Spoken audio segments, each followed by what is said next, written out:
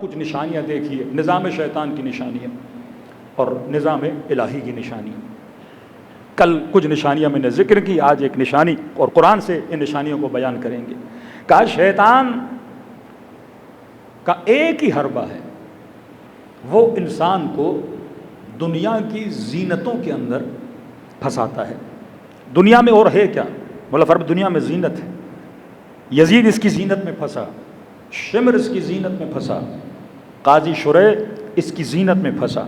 اللہ کہتا ہے وَمَا الْحَيَاةُ الدُّنْيَا إِلَّا لَهِبٌ وَلَعْبٌ، یا یہ کہے کہ اِنَّا جَعَلْنَا عَلَى الْأَرْضِ زِينَةً، ہم نے زمین کو باعث زینت بنایا، لَنَبْلُوَهُمْ أَيُّهُمْ أَحْسَنُ عَمَلًا، تاکہ ہم چیک تو کریں کہ تو ان زینتوں کے جھانسے میں آتا ہے، ان زینتوں میں پھنس جاتا ہے، یہ زینتیں تجھے اپنی طرف کھینچتی ہیں یا اللہ تجھے اپنی طرف کھینچتا ہے؟ چھوٹا بچہ آپ نے دیکھا ہے، بچے کو کون سی چیز اٹریکٹ کرتی ہے؟ جتنا زیادہ رنگین شوق کھلونا ہوگا بچہ اس کی طرف زیادہ اٹریکٹ ہوتا ہے۔ اہل بیت کفار کو ان بچوں کی طرح دیکھتے تھے کہ ایک کھلونے کے پیچھے یزید لگا ہوا ہے، تخت کھلونا ہے۔ امیر المومنین فرماتے ہیں جن حکومتوں کی خاطر تم علی کے دشمن بنے ہو، یہ حکومتیں علی کے نزدیک مچھر کے پر کے برابر بھی نہیں ہیں۔ کبھی مولا کہیں کہ حیوان کے ناک سے جو پانی نکلتا ہے وہ بہتر ہے ان حکومتوں کے اوپر۔ کیوں؟ کیونکہ حیات دنیا کیا ہے؟ زینت ہے۔ شیطان یہ حکومتیں، یہ جھانسے، یہ سیٹوں کا جھگڑا، یہ ایم پی ایم این اے کی لڑائیاں، یہ تخت و تاج کی لڑائیاں، یہ قتل و غارت، یہ سارا جھگڑا جو چل رہا ہے کس چیز کی وجہ سے؟ زینت کی وجہ سے۔ سورۃ توبہ قل ان کان آباؤکم، اب یہ آیت بتائے گی انسان کو کہ اللہ جب آپ بلڈ ٹیسٹ کرنے جاتے ہیں تو پتہ چلے میرے یہ اندر یہ بیماری ہے کہ نہیں ہے، کولیسٹرول ہائی ہے، لو ہے، کیا ہے، پتہ چلے شوگر ہے کہ نہیں ہے۔ اب جس نے چیک کرنا ہے کہ واقعہ میں فاسق ہوں یا نہیں ہوں، میں مومن ہوں یا نہیں ہوں، صرف میرے کہنے سے تو میں مومن نہیں بنتا۔ اللہ کہتا ہے اگر نظام الہی کے اندر ہو تو دیکھو تمہارے اندر یہ صفات ہیں کہ نہیں۔ قل ان کان آباؤکم، جہاں جہاں قرآن میں لفظ قل ہے وہ آیت بڑی اہم ہے۔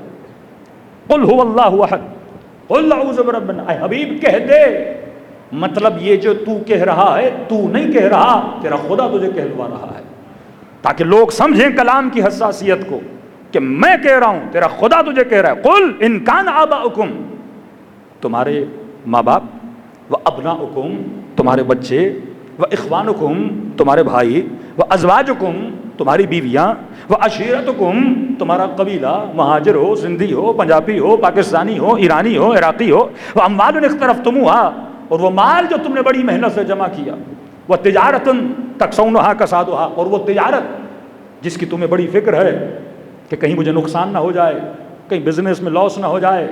کسی نے ڈالر خرید کے رکھے ہیں، مولانا آج 2 روپیہ اوپر، آج 2 روپیہ نیچے، دن رات تو اسی پریشانی میں ہوتا ہے کہیں مال اوپر نیچے نہ ہو جائے۔ وہ مساکن ترضونہا، اور وہ گھر جو تو نے بڑے شوق سے بنائے اور باہر تختی لگا دی کہ ھذا من فضل ربی، یہ اللہ کے فضل و کرم سے میں نے گھر بنایا ہے۔ یہ بتاؤ احب الیکم، یہ مظاہر 8 یہ مظاہر دنیا ہیں، یہ سب تجھے زیادہ پسند ہیں من اللہ و رسولہ، اللہ سے زیادہ، رسول سے زیادہ۔ یہاں تک تو ہر بندہ کہے گا ہاں پروردگارا، مال کیا ہوتا ہے تو میرے لیے زیادہ ہے، اولاد کیا ہوتی ہے تو میرے لیے زیادہ ہے، کیونکہ ہم اس امتحان میں بھی نہیں ہیں، نہ اللہ کو دیکھ رہے ہیں کہ کہیں خدایا اس کا امتحان لو، نہ رسول آج ہمارے پاس ہے کہ کہوں کہ بیٹا قربان کر دوں گا، کہتا نہیں، وجہاد فی سبیلہ، اور اللہ کی راہ میں جہاد سے زیادہ اگر یہ ساری چیزیں ہیں کہ خدا کی راہ میں یہ سب دینے کے لیے تیار ہے کہ نہیں۔ بیٹا زیادہ عزیز ہے یا خدا، بیوی زیادہ عزیز ہے یا خدا، اولاد زیادہ عزیز ہے یا خدا؟ کیوں اسلام میں قوم پرستی حرام ہے؟ اگر قوم پرستی تمہارے دین اور اسلام کے اوپر ترجیح پا جائے، یہ زیادہ ہے یا خدا؟ پھر اللہ کیا فتربصوا حتی یاتی اللہ بامرہ واللہ لا یہدی قوم الفاسقین، کہ یہ تو قیامت کا دن بتائے گا کہ تم نے زیادہ محبت، اب اولاد سے محبت سے منع نہیں کرتا خدا، لیکن سوال ہے یہ زیادہ محبوب ہے یا خدا؟ کیا حسین کو اکبر سے محبت نہیں؟ کیا حسین کو علی اصغر سے محبت نہیں؟ اب عجب ہے، اسی آیت کو کربلا میں لاؤ، مولا حسین ان کان آباؤکم، حسین کے والد بھی شہید، ابناؤکم، حسین کے بچے بھی شہید، اخوانکم، حسین کے بھائی بھی شہید، ازواجکم، بہنوں کو، بیویوں کو اسیر بنایا گیا، اموال اقترفتموہا، حسین کے پاس اتنا مال تو تھا نہیں لیکن جو تھا اللہ کی راہ میں کیا کیا، قربان کیا، وتجارتن، کوئی تجارت تو مولا حسین کے پاس تھی نہیں، ومساکن، اور وہ گھر جو حسین مدینے میں چھوڑ کے کربلا کی طرف روانہ ہو۔ کربلا تفسیر قرآن کا نام ہے۔ قرآن گونگا ہے، قرآن صامت ہے، صامت کا مطلب گونگا، آپ آواز نہیں سنتے، آپ نے پڑھنا ہے۔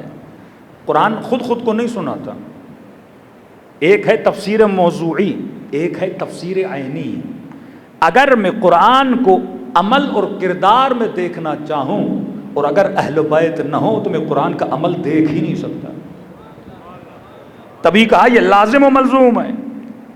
اگر قرآن صرف لفظوں میں ہو تو اس کا فائدہ نہیں، قرآن جب صبر کی بات کرے گا تو مجھے کوئی رول ماڈل آف صبر چاہیے زینب کی صورت میں، قرآن جب شہادت کی بات کرے گا تو مجھے کوئی امیر المؤمنین اور علی ابن ابی طالب چاہیے، جناب حمزہ چاہیے، جس سے میں شہادت کا درس لے سکوں۔ قرآن جب قربانی کی بات کرے گا تو واقعاً اگر اس کا عین دیکھو کہ عمل میں کس نے اتنی قربانیاں دی ہیں، وہ کربلا نظر آتا ہے، ابا عبداللہ حسین نظر آتا ہے، کہ یہ نظام شیطان ہے، دنیا کو زینت بناتا ہے اور یہ زینتیں تجھے اپنی طرف کھینچتی ہیں اور یہ فطری تقاضا ہے۔ آپ دیکھیں بعض خواتین جب مارکیٹ میں جائیں اور سونا کا بازار ہو، سونے کی دکانیں ہوں، جویلری کی دکانیں ہوں، تو ساری خواتین اس دکان پہ کھڑی ہو جاتی ہیں، فطرت کا تقاضا ہے۔ سونا دیکھیں، ہار دیکھیں، انگلیاں منہ میں آ جاتی ہیں، جناب کتنا سونے کا سیٹ ماشاءاللہ اچھا ہے، تو وہ سونا انہیں کیا کر رہا ہے، اٹریکٹ کر رہا ہے۔ مرد کو عورت اٹریکٹ کرتی ہے۔ کئی جوان روڈ پہ جاتے ہیں، کسی حسین خاتون کو دیکھا، چلتے چلتے سر جو ہے تھمبو سے لگ جاتا ہے، پتہ ہی نہیں لگتا۔ اب یہ بالکل نیچرل ہے، ایک گدھا بھی ہو تو اس کی مادہ سے اٹریکٹ ہوگا، ایک گھوڑا بھی ہو تو اسی مادہ سے، یہ بالکل نیچرل ہے۔ اب اللہ کہتے ہیں تو کن چکروں میں پڑا ہے، جن زینتوں کے چکروں میں پڑا ہے، یہ سوچو تو صحیح، کیا یہ زینت ہمیشہ زینت رہے گی؟ دنیا مقام فنا ہے، مقام بقا نہیں۔ نگاہ شیطان یہ ہے، وہ تجھے زینتوں میں الجھا کے رکھتا ہے، اتنا الجھا کے رکھتا ہے کہ تجھے یہ محسوس ہوتا ہے کہ میں ہمیشہ ہمیشہ یہاں رہنے والی مخلوق ہوں۔ لیکن کربلا تجھے درس دیتی ہے کوئی چیز یہاں باقی رہنے والی نہیں ہے، ہر کسی نے اللہ کی طرف چلے جانا ہے۔ تبھی عقلانی طور پہ انسان بالغ ہو۔ چھوٹا بچہ ہے، آپ اس کو کھلونا دیں، کھلونا آواز کرے گا، خوبصورت ہوگا، بچہ کھیلے گا کھیلے گا کھیلے گا، لیکن وہی بچہ اس کھلونوں سے کیا ہو جائے گا، ایک دن بور ہو جائے گا، اس کھلونے کو پھینکے گا، پھر باپ کو کہے گا مجھے دوسرا کھلونا، فوراً باپ دوسرا کھلونا لائے گا، پھر اسی یہی شیطان کا کام ہے، یہی شیطانی نظاموں کا کام ہے۔ آپ کو ایک چیز میں مشغول کریں گے، آپ جب بور ہو جاؤ گے پھر آپ کو دوسری چیز دے گا۔ وہ تخلیق ورائٹی کرتا ہے، وہ اتنی ورائٹی بناتا ہے، اتنی ورائٹی بناتا ہے کہ آپ اس قدر اس ورائٹی کے اندر پھنس جاتے ہو۔ آج گاڑی کا یہ ماڈل، اگلے سال دوسرا ماڈل، آج آئی فون کا یہ ماڈل، دوسرا آیا نہیں، آپ اسی کے چکر میں لگ جاتے ہو۔ اتنی محنت کر کے یہ والا خریدا، لیکن جب نیا آتا ہے اسی کو پھینکنے کے لیے تیار ہو جاتا، تو جناب مجھے کون سا چاہیے، نیا چاہیے۔ وہ آپ کو زینتوں میں اٹکا کے رکھتا ہے، زینتوں میں پھنسا کے رکھتا ہے۔ اور امام حسین یہ سمجھانا چاہتے ہیں کہ دنیا اسی زینت کا نام ہے، اور تو ان زینتوں کے لیے پیدا نہیں ہوا، تو کائنات کی سب سے بڑی زینت کے لیے پیدا ہوا ہے جسے کبھی فنا نہیں آتی، اور اس زینت کا نام ہے وَكُلُّ مَنْ عَلَيْهَا فَانٍ وَيَبْقَى وَجْهُ رَبِّكَ ذُو الْجَلَالِ وَالْإِكْرَامِ۔ ایک ہی چہرہ ہے جسے کبھی فنا نہیں، اور وہ چہرہ ذو الجلال والاکرام ہے۔ صلوات پڑھو محمد وآل محمد۔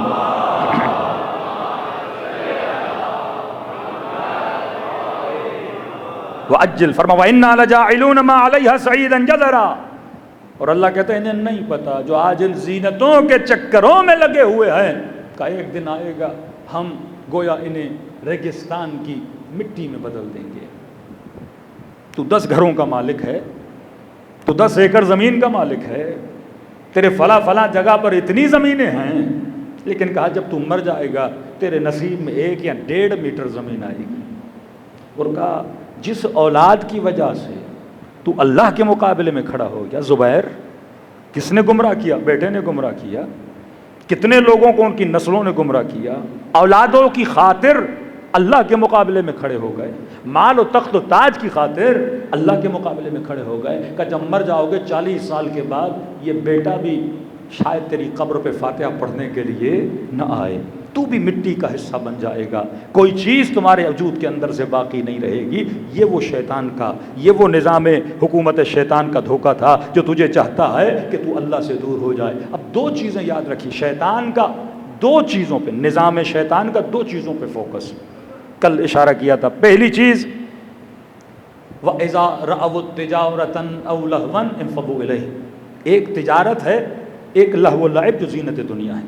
پوری دنیا کا دار و مدار ان چیزوں پر ہے کہ آج جس نظام میں ہم رہتے ہیں اس کو کیپٹلزم بولتے ہیں۔ کیپٹلزم بیسڈ آن منی ہے، پیسے کے بیس پر ہے، تجارت کے بیس پر ہے۔ تعلقات، دوستیاں، روابط، کنیکشن کس بنیاد پہ بنائے جاتے ہیں؟ پیسے کی بنیاد۔ اب مجھے دیکھنا ہے میں نظام حسینی کا ہوں لیکن میں دوستی کس وجہ سے کرتا ہوں، میں رشتہ داری کس بنیاد پہ کرتا ہوں۔ بیٹی کا رشتہ آیا، میں سب سے پہلے کون سی چیز دیکھتا ہوں؟ فلاں انسان سے دوستی کرنی ہے یا نہیں کرنی ہے، میں کس چیز کو معیار بناتا ہوں؟ فلاں مومن کے گھر جانا ہے یا نہیں جانا، میں کس چیز کو معیار بناتا ہوں؟ اگر میرا معیار وہی ہے جو نظام شیطان کا معیار ہے کہ تجارت کی بنیاد پر، لہو و لعب کی بنیاد پر، زینتوں کی بنیاد پر رشتے بنا رہا ہوں، حسن کی بنیاد پر رشتے بنا رہا ہوں، تو بڑا نیچرل ہے۔